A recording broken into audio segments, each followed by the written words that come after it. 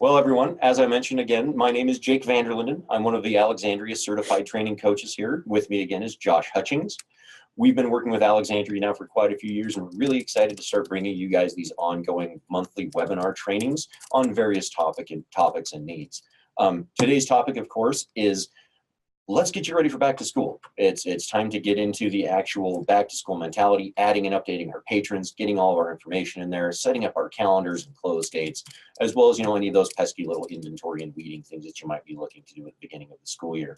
Now, just as a quick heads up, as for inventory, everyone, we did do an inventory webinar at the end of last school year, so we're not going to dive into that too much at this time. I do recommend going in and watching that webinar from our support center. We'll be including a link to that in our email as well. So if you have any inventory-based stuff, we're going to kind of direct you to that one. We will be doing that again at the end of this school year. So when that inventory webinar comes around, feel free to sign up for that one and join us again. Now, as we get started today, keep in mind this is for Alexandria version 6. So if you're an Alexandria version 7 user, your webinar will start at 1 o'clock. Go ahead and feel free to jump out at this time. Otherwise, we're just going to go ahead and dive right into the program.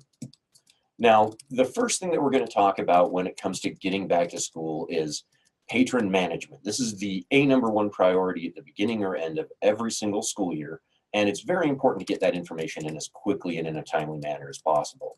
Now, we are going to cover 2 methods for doing patron management. There's our recommended method from Alexandria, which is basically a 3-step process using an import file to make sure that you're getting all of the current students for this year updated, managed, and added into your system with a common unified field to remove all the other users that are no longer at your facility with as well. That's going to be the first thing that we're going to address. And then afterwards, we're going to go in and talk about patron management, doing field-by-field operations, as well as the other internal tools of Alexandria. So with that, we're going to go ahead and jump right into version 6. Hopefully this window looks really familiar to everybody. I'm sure that you've been using this for a while now in some cases. As a quick reminder, we are just using our Alexandria circulation window, and everything is going to be done from this section. Now, to begin this Alexandria 3-step method, I'm going to go ahead and do a quick summary of it. Essentially, within Alexandria, when it comes to managing and modifying your patron information, this 3-step method is one quick way to simply come in. You're able to unify a field throughout all patron records, giving you something common to address afterwards. You're then going to use your import file to update and make any changes to the remaining patrons that are still at your facility, as well as simultaneously adding in any of the new patrons that are going to be needed for this school year. Once you've done that import, you're then going to go in and run a removal utility that's going to remove anybody that still has that unified information. Essentially, these are people that were not in your import and update file, and because they're no longer at your facility, we're just going to go ahead and get them out of there. So 3 quick steps, and you're going to have a fully updated and ready to go patron system with all your new patrons. Now, how this is going to work, guys, the first thing that I'm going to pick is my field to unify. My preferred field is the grade field. So as you can see, all of our patrons, as we go through our list here, they've all got grades, 7, 8, 9, etc. So we're just going to go ahead and roll those guys up 1 year and add in our new students with that import file. To get us started, we're actually going to move from circulation and patrons into our utilities section. So we're going to go up to tools, and we're going to go down to utilities.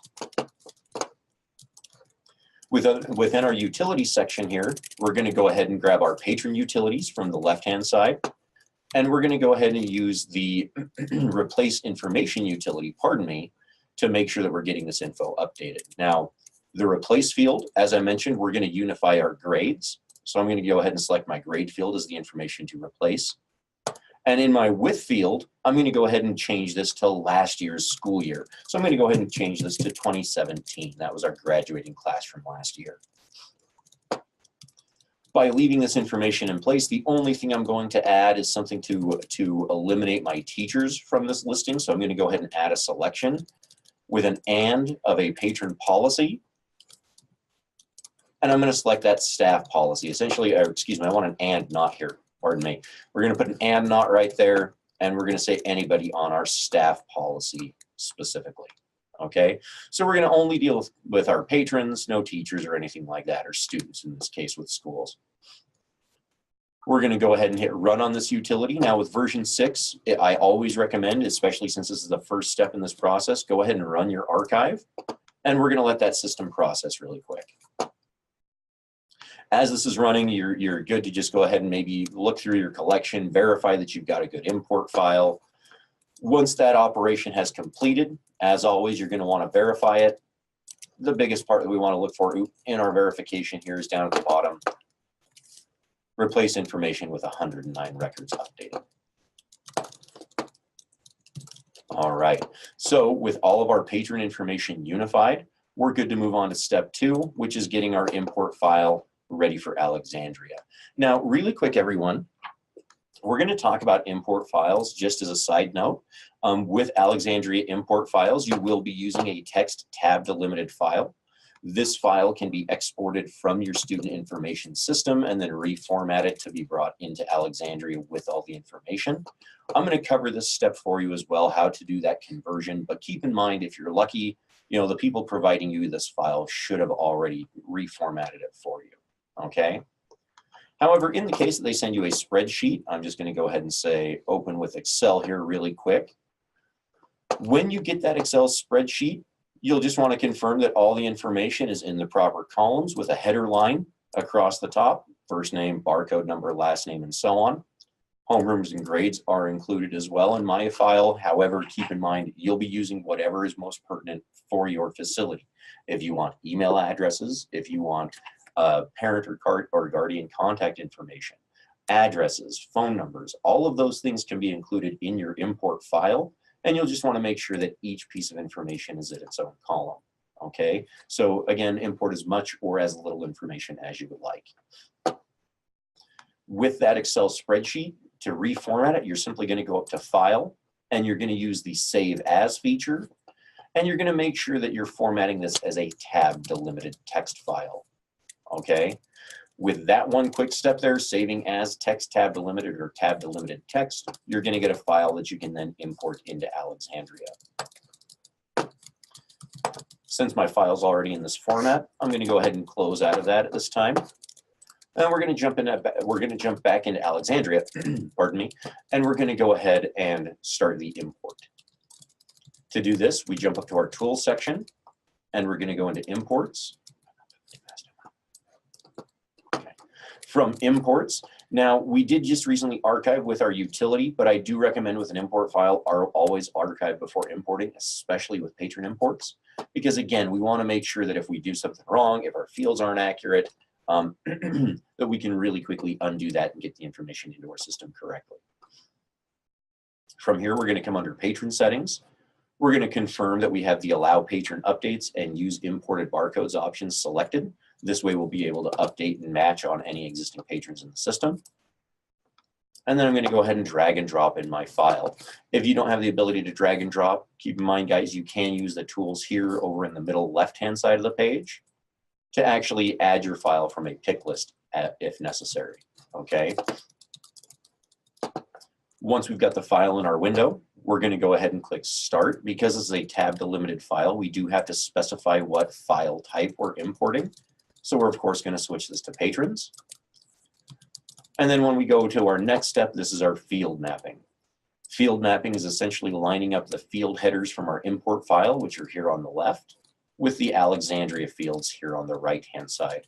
You're just going to need to click and drag through this information. So we're going to bring up our grade. We'll bring up our homeroom information. Looks like we've got barcode first and last name already in place. Now, the last thing that we're going to do with field mapping before continuing is we're going to skip our first record. The reason for this, everyone, is that we don't need a person in the system with a first name of first name. So we want to make sure that we're going to skip our header line. All right. With everything in place in this fashion, we'll go ahead and click OK. And as you can see, we're off and running. The program is going to go ahead and perform that archive. It'll immediately do the import. As you can see, our operation management window opens confirming this. And when it's completed, we'll be able to click on our information to see all the people that were imported and added to our files, or excuse me, into our database, pardon me. These are the people in our file. So once you've got that file done, the import is completed. Final confirmation, of course, is done by going into your patron section. And we could use our quick search tools to make sure that we're getting our added people. So if I want to see people that were brand new to the system and created today, here's that list. You can see there's a variety of 12th graders. Looks like we had quite a few new people in our system today. So, and this is great. This is exactly what we're looking for. Now, in the case of a patron update, you're going to want to look for somebody more specific. So for all of you that are familiar with our Alexandria trainings, we're going to go ahead and look for Darla Anderson here really quick. Oh, I'm doing this backwards. Here we go. Anderson. There we go. And there's Darla. She's been moved into 12th grade. She's still got her same homeroom teacher. We just need to do a few additional updates to her record. But as we can see, she's still in the system, and her information has been updated from 8th grade to 12th grade. Now that we know that our patron records are all updated and correct, the last step of our Alexandria method of updating is going in and removing patrons with our unified field. So to do this, we're going to go into Tools. We're going to go to Utilities. And just like we did with a utility to unify information, we're going to come under Patrons, and we're going to tell the system to remove patrons. Now, what we're going to do to remove our patrons to make sure that we're only dealing with the ones that we modified is we're going to make we're going to start off, by clearing all selections from our system here. And we're going to go ahead and change our select by from all active patrons to a patron grade selector. And we're going to use last year's grade, just like we did with our first utility, 2017 to 2017. So this way, only people that were not changed with our import file are going to be the individuals that we're removing with this utility. I'm going to go ahead and hit run. In this case, I'm going to go ahead and actually skip my utility or my archive at this time because of this removal. So I'll say yes on the removal, no on the archive. Basically, if I did something wrong, I'm going to want to go back and redo my import as well to make sure that this is working properly. With that utility completed, I'm going to go ahead and open up my information section. And these are all the individuals that were removed with that removal utility. The only individuals left behind would have been people that still had money checked out to, or pardon me, that still had items checked out to them or owed money to the collection, which gives us a very great way of coming into our patron section and finding those guys by doing a new search and searching for that grade of 2017. Looks like we didn't have any. Our patron records are all cleaned up and ready to go for this school year. So with this three-step method, as you can see, it's really easy to get into Alexandria, add your new individuals, update your existing individuals, as well as get something common to remove all your to remove all the individuals that are no longer at your facilities. So a really great process. Every Alexandria technician is trained in this method. And if you do have any questions, be sure to let us know because we'd be more than happy to walk you through this and make sure that you're getting everything updated and managed in that fashion. That's the Alexandria method for managing and updating patrons. As you can see, really quick, again, 3 steps, get everything managed. We hope that you guys can start incorporating this into your system for those of you that aren't using it. For those of you that are, fantastic. If you're having any problems or you need help with those import files, definitely let us know, okay? The next part that we're going to be moving on to with our Alexandria training is we're going to talk about field by field updating. This one's a little bit more straightforward, and we're going to be able to just really quickly touch on everything that you need to get this done. So when it comes to field by field updating, guys, what I'm referring to is in your Alexandria system, looking at your patron information, how do I update the specifics? Okay, so this would be specifically grade fields. How do I update that field only? Or how do I update just homeroom information only? Now, the best way that I can talk about certain things like grades for updating is managing your grade tables. In the background preferences of Alexandria, we're going to go up to Edit and Preferences for this portion. This is where you're going to find your patron preferences area. Within the patrons section, we have a grade table. And this grade table is basically telling your database how grades are affected. So in our system here currently, we go from 6th grade to 7th, 7th to 8th, 8th to 9th, and 9th goes to graduated.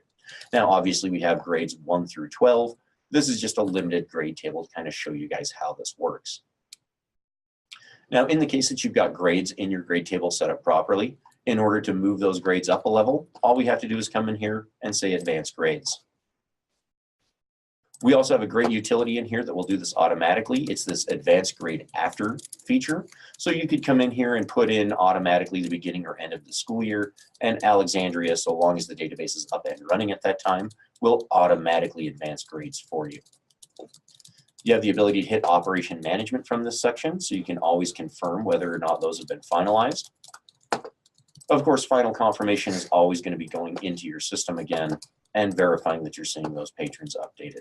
So if I come in here and do a quick search, and I'm going to actually look for a, let's see here, it's under grade, there we go. We're going to look for our 9th grade class here really fast, and we should see a few updates in there, grade 9. So these advanced grade utilities do only affect the grade information.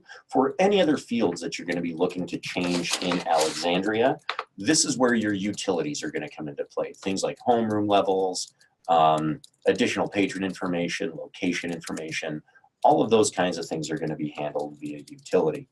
So the first one, advancing grades, is obviously going to be the first step. Once you've advanced grades, the next step is usually removing your highest grade level. After a grade advancement, these are going to be the students that are graduated. So in order to remove your graduated students, you're going to just really quickly run a utility to do so. So if I come in here, I'm going to do a quick search. I just want to confirm that I've got students in my graduated level. There we go. There's all my graduated students. So now I'm going to go Tools, Utilities, and we're going to go ahead and say Remove Patrons. And in this case, we're going to change our select by. Again, I like to start by clearing all selections. And we're going to start with a patron grade of graduated through graduated. Okay, these pick lists, guys, when you're using these from the utilities and reports sections, are generated from the grade table section in your preferences. So as long as that information matches, you should be all set. We'll go ahead and run this utility. And I'm going to go ahead and skip my archive again at this time. Just we'll get this done as quickly as we can here. Once it's completed again, we're going to pop in here. We're going to confirm all of those records were removed. And last step, of course, is checking them through the patron section. Search for graduated.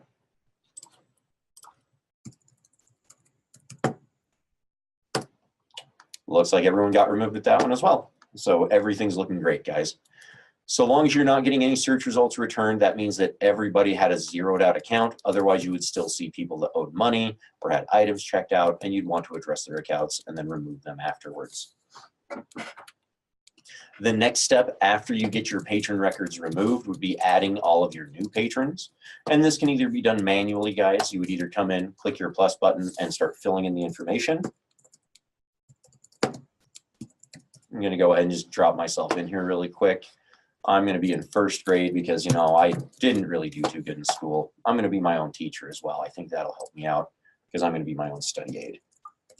So you can go ahead and update those records manually in this fashion, or keep in mind, guys, this is where your patron import file would be used.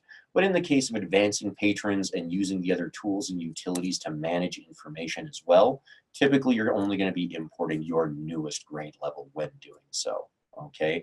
Otherwise, that full patron import can cause duplications, grade level changes, and other modifications as well.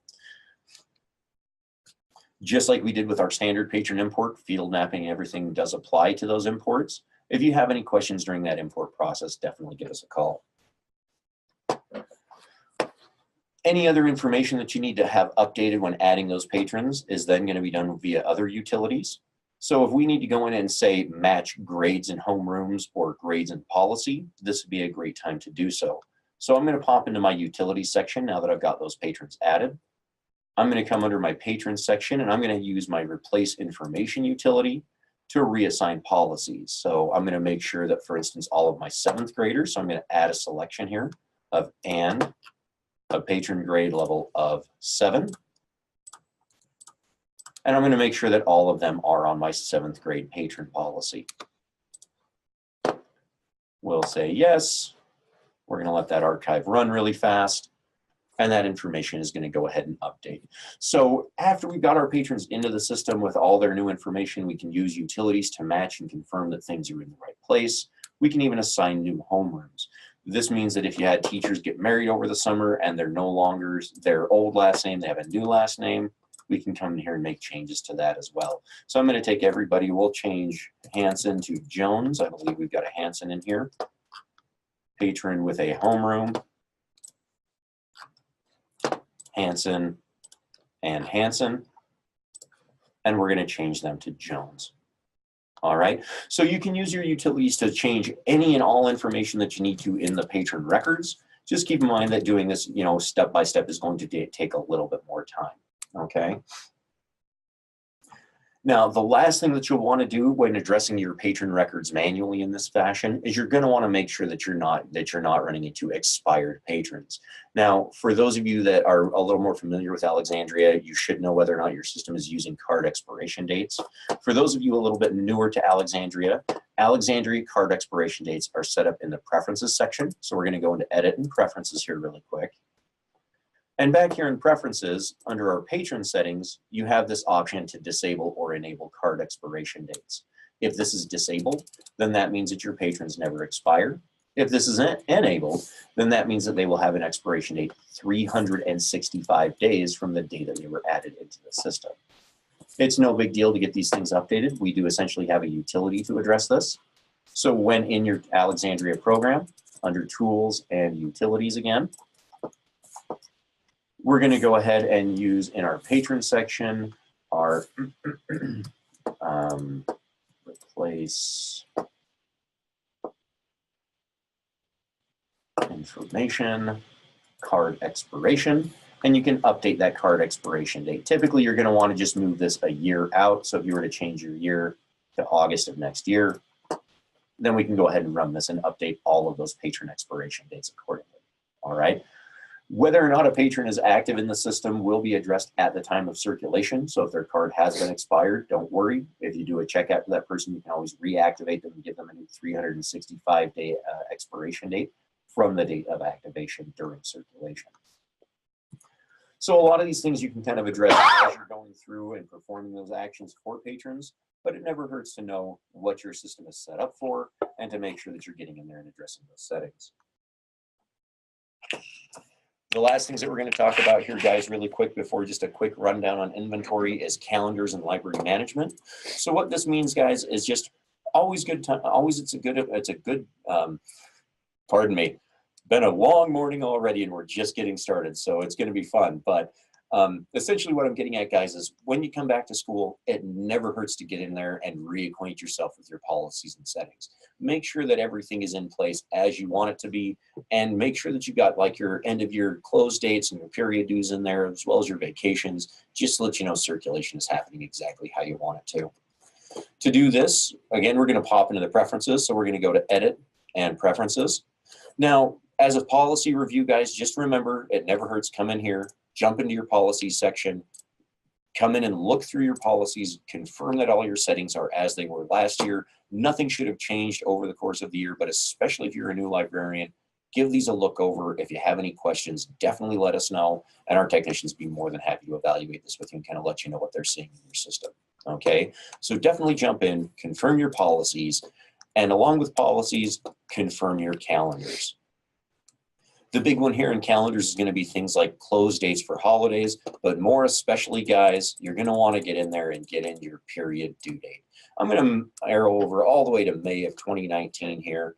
I'm going to set my period due date for the last Friday of May, May 31st. Now, for a quick recap, guys, period due dates are the day that all material must be returned to the library regardless of policy or preference, okay? So keep in mind, this is what you want to be using instead of those hard due dates so that those transaction periods are happening normally, 2-week checkout time frame until you're getting to the end of that school year.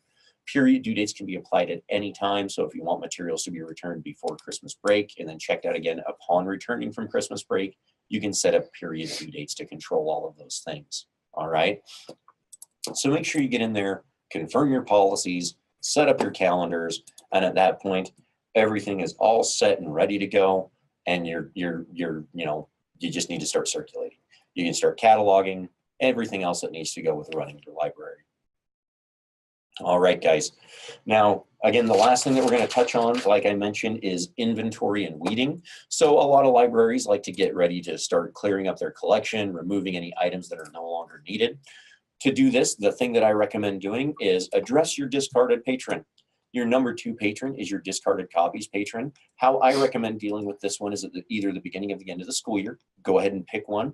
I would use that as a time to clear this section out, meaning that you're going to go in, you're going to run your removal utility. Oops, let me get into my right window here really quick. Sorry about that. So by that, I mean you're going to come into your discarded copies. I would blank this section out. We're going to zero it out, get rid of all those items that you discarded, because the point of discarding is you're effectively saying, I know that I'm getting rid of the item. So it never hurts to zero this out at the beginning or end of the school year. Once you get that information cleared out, it's basically saying that I'm ready to start weeding for this year. That way you can build one list at the end of the year, run a report, get a list of all those materials before removing them, and you'll always know exactly what materials you had in your system, because as you all recall, removing any information in Alexandria is a full removal. There's not even historical notes of those items. Keep in mind that all of our reports are labeled properly. So when you're looking for that information, simply go in, tools, reports, discarded copies. So tools, reports, under our copy information, we're going to go just here and we're going to run our weeding list report. That's a great one that you're going to use for lost and discarded. Lost. So lost items. Pardon me, everyone. I haven't looked at these reports for a little bit, so I'm a touch rusty. Oh, that's right. Sorry, lost and discarded are underneath our circulation. So right here, we've got our discarded copies reports, pardon me, and our lost copies reports. Lost and discarded items, these are things that you're going to need to address from a facility level. If you have any questions on lost and discarded, definitely give our support staff a call. All right, guys. So sorry, I haven't really gone and touched on my slides as much. We will be setting up the slides with the webinar information, but that's going to cover all of our topics. So we've gone through the Alexandria preferred method of updating and managing patron information. We've gone through individual field by field management with updating grades, modifying homerooms, and other information in the patron records.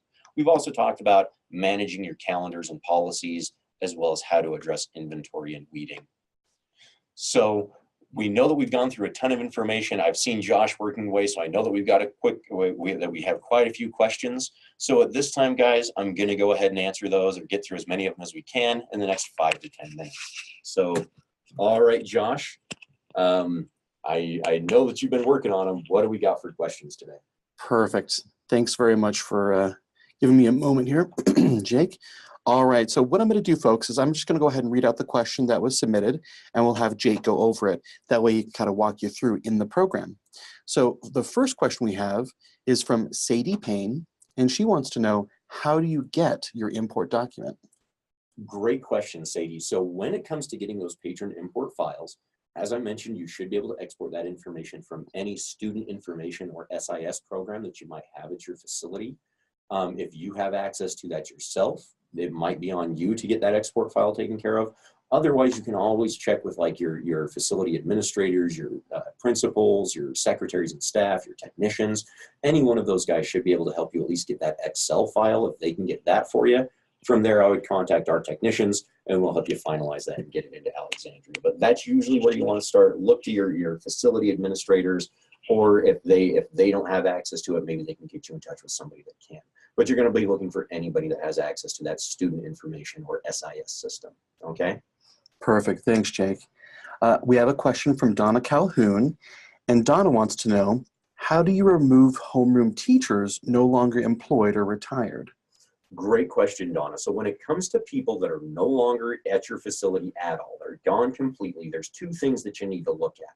The first thing that you need to look at is your patron records, okay? So if I come in here and I'm just going to look for a homeroom of, let's say, Everell, okay? So if this teacher is no longer at my facility, step 1 is I need to make sure that every person in the system that has them as a homeroom teacher is either removed. So I'm going to come in here and remove the individual patron.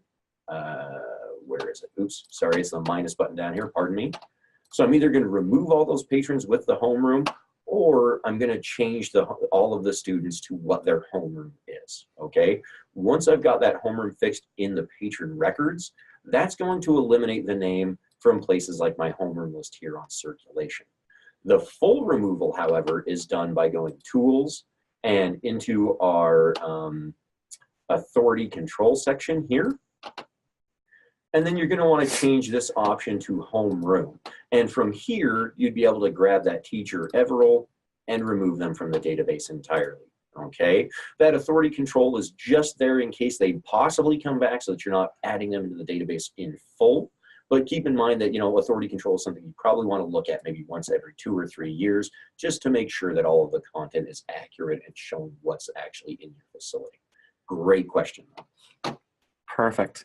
We also have a question from Janet Cerny, who wants to know, after advancing patrons, what's the ideal way to update their teacher and homeroom info? Now, I know you went over this a little bit in the beginning. Maybe just kind of reinforce some of what you went over. Great question. So with grade levels, this can be a little bit tricky just because, you know, students, a lot of times when they advance grades, they are going to change teachers, and there's not a lot of connecting information other than homerooms. You could take students and say move everybody from a specific grade level. So for instance, I could come in here and go Tools, Utilities, and say patron information change with the replace information of homeroom, and I can select by something, like I said, as in grade.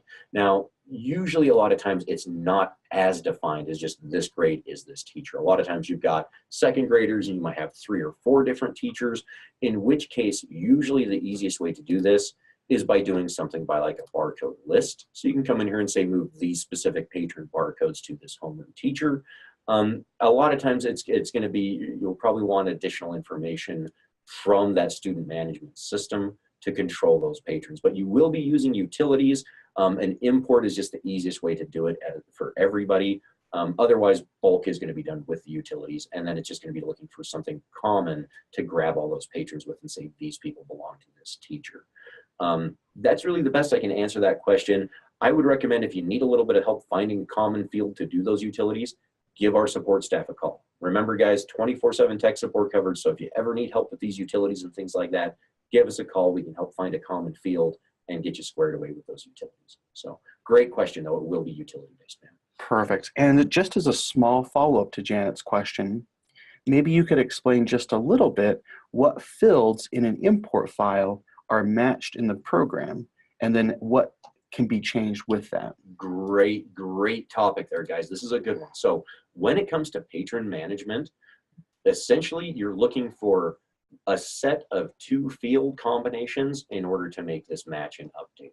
So the first of which is barcode number, guys. If you have a barcode number in your import file that matches a patron record, that one field will allow full record changes. So if barcode 1014 was issued to Beth Johnson next school year, we could import that, and what it's going to do is it's going to match on this record. It'll change the name and content information.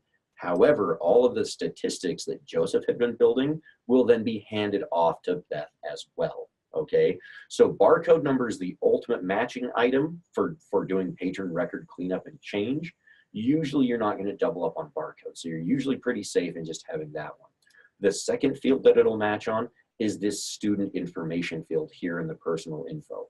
Okay, now if you're going to use the student number, it does also require name information, first and last name, so you do have to have this match and this match, but otherwise you can either go barcode number or name and student ID or name and patron ID. Those are your matching fields. Outside of those ones, all other content can be updated with those import files. Perfect.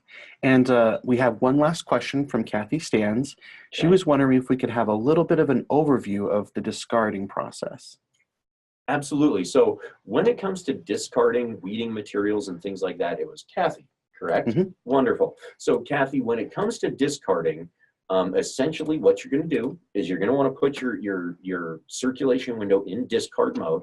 You can do this by selecting discard from your pick list here, or you can use your command line to bring up the number 2 patron, or start discard mode with DM and hit enter. And then you can specify why you're removing those items. In this case, we're going to weed. So, oops, I hit my method. Okay, there we go, weeding. Now, when you set it up in this fashion, this will be the note added onto all of those materials. And then all you'll need to do, guys, is scan in those barcode numbers to your discard mode. Okay, this process is going to go ahead and mark them. Usually you're going to have that weeding list report already so that you're going to have an idea of what items you're looking for. So you'll go out, grab them off the stacks, come up and scan them into this discarded section. Now, again, remember your discard mode is just a hold patron. So I recommend, again, with discards, zero it out at either the beginning or end of the school year. Let that section accumulate over the course of the year, and then run your reports, have a list of all those items that you removed for the 2018-2019 school year, and then purge that section afterwards. That way you're starting out in a good clean section. So discarding is super easy, guys. You can do it through the web librarian. You can do it through the circulation window. You can even weed via utility if necessary with something like a barcode list. If you need help with any of those processes, guys, definitely let us know. One other question we did have from Deborah Barca. She wanted to know if the program can be accessed from home. Okay, Deborah, great question. So this is one that I'm going to have to direct you to our support line on.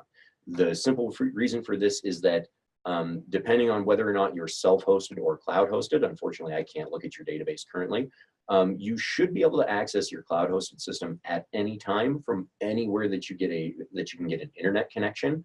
If you are self-hosted, then you should be able to access it from home if you just get your tech team to make a few slight modifications to their network. It could be as simple as whitelisting your IP address into the network to allow you access from home, or they could go as far as to create Alexandria on a public-facing IP address so that anybody would be able to access the program from home. Either one of these options, we can definitely walk your technicians through and assist them in getting it and at least get them in the right direction for making it available. And this also means that, especially in the case of a public-facing IP, all of your students would even be able to browse the researcher from home. They could place items on hold from home. All of those features would be available if you're using that public-facing IP. So depending on your setup, self-hosted versus cloud-hosted, we can get it working for you, but yeah, you should be able to access the database from home at any time if you've got that set up in place. Perfect, thank you. And we did have a question regarding purging discard mode from a couple folks. So maybe you could show us that utility that you would use? Absolutely. So when it comes to finally removing your discarded copies from the system, everyone, now remember the big thing that we want to do is always run those reports before removing, okay? But the utility that we're going to look for is when we come to the utilities section under copies, we actually have some removal utilities that are labeled remove discarded and remove lost. All you'll need to do is grab that remove discarded copies utility. Now, because I do recommend you purge this entire section fully every year, I just recommend leaving the starting date and ending date blank, saying everything in with the copy status of discarded and saying run. That's going to go ahead and zero out that section. Again, once they're removed, you cannot go back and reference them. There's no running reports to find out if those items were in the database at one point in time. That is why those reports are so important, guys. But they are clearly labeled there, remove discarded, remove lost. And I recommend if you don't have some sort of facility policy in place that says discarded we remove yearly, lost copies maybe every 5 years, go ahead and set up those rules and establish those for your school. And then make sure that all of your staff members are addressing those each in turn, okay? So it's entirely up to you guys to determine how you want to control those items. We're just here to facilitate you making sure the database is handling them in that fashion. Perfect. And a few folks asked about signing up for the V7 webinar. Maybe you could give them some tips on that if they are still interested in signing up. Oh, absolutely, guys. So if you're just joining us for the version 6 and you want to join us for the version 7 webinar as well, there were email links set out for the version 7 webinar to our version 7 customers. We were kind of specific. The version 7 webinar, unfortunately, with how quickly it's coming up today, I don't know that we'll be able to get you a link in time for today's session. However, I can maybe see if we can get Josh or one of my support staff to get a message center link put out here soon and give you guys the opportunity. If you're not on our newsletters and mailing lists, definitely go ahead and register for those from our support center. If you go to support.companioncorp.com, you'll be able to get into those pages, sign up for our newsletters, and all of the links are emailed out through there version 6, version 7, all of our webinars should be accessed. So most of those are going to come out with those registration link guys in the emails. If you're not getting them, again, sign up for our newsletter, or even let our support or sales staff know, and they can email you those links directly as well. Okay, so a couple of options there. The best one that I can recommend is just get signed up for those newsletters. Make sure that you're getting those notifications as soon as they come out. Perfect. And just where can folks get the recording that we're going to have today? So with the recording, everyone, these will be hosted on our Alexandria Support Center. So at any time, you'll be able to go to our new support center. You could search for it. We will have quick links as well. On top of that, we will be sending out an email with an embedded link to where that video is going to be on our support center. All right. So if you've joined us for the webinar, if you signed up for a webinar and weren't able to join us, you're still going to get a direct email with those links so that you can pop right in and get that access on demand when you're ready for it. Perfect. Oh, and also anybody who does have suggestions about topics they would like us to cover in webinars, what is the best way for them to communicate that to us? The best way to let us know if you have topics and ideas and information for things that you would like to see from the training department, send us an email, guys. If you reach out to trainers@companioncorp.com, that's the best way to let us know some of the things that you're looking for. We also pool all the information from our support staff. So if there's anything that you don't know, let our support staff know. They can put it in their notes. We can get that from the training department, and then we can use that to build all of our future content. The idea here, guys, is that we want to start providing things to you that'll be most useful right from the get-go, and then picking a few, more advanced topics as we go along from a training department perspective throughout the year. We are going to try to make these trainings match up, roughly the season that we're working in. So right now we're doing back to school because it's back to school season. End of the school year is typically inventory, so we're going to be doing inventory webinars closer to the end of the school year, and certain highlights throughout the year. Don't be surprised if you see like a bulletin boards or a slideshow or all of these new things that we're bringing in, especially with Alexandria. These 7 guys, we're going to be touching on a lot of these features, trying to show you guys how much fun they can be and how to actually get in there and make use of them. So send us some emails. Let our support staff know. The more information we get from you guys, the more content we'll be able to tailor for you specifically. Okay, so a couple of options there. And of course, it never hurts when you get your training surveys or surveys from the support staff, let us know on your surveys as well.